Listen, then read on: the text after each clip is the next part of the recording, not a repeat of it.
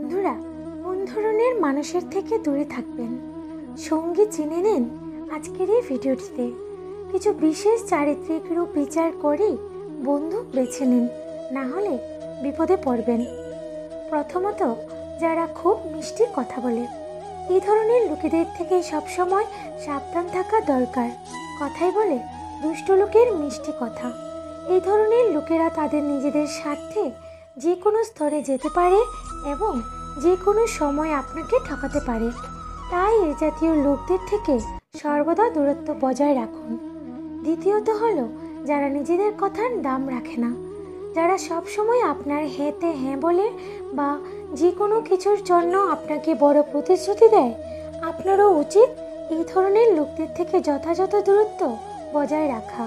কারণ এই ধরনের লোকেরা সময় হলে আপনার কাজে আসে না এবং তারা প্রয়োজনের সময় তাদের প্রতিশ্রুতি থেকে ফিরে যায়।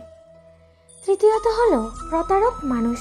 যারা আপনার সামনে আপনার শুভাকাঙ্ক্ষী কিন্তু আপনার পিছনে আপনার খারাপ করে বা আপনার সাথে খারাপ করতে পিছপা হয় না, সেই মানুষদের থেকেও দূরে থাকতে হবে।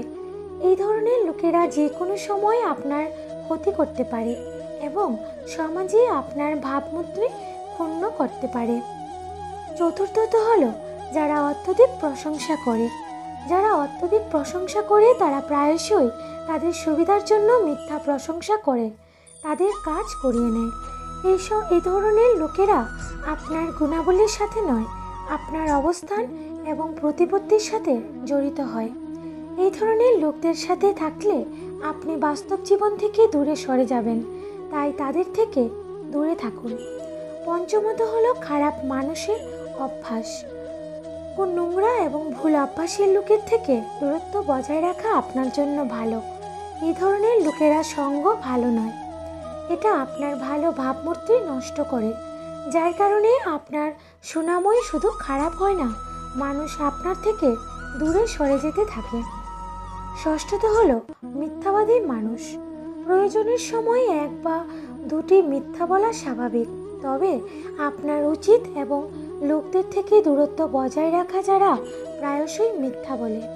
এই ধরনের লোকেরা আপনাকে যে কোন সময় বড় সমস্যায় ফেলতে পারে। এছাড়াও আপনি যে কারোর সামনে আপনাকে বিব্রত করতে পারেন।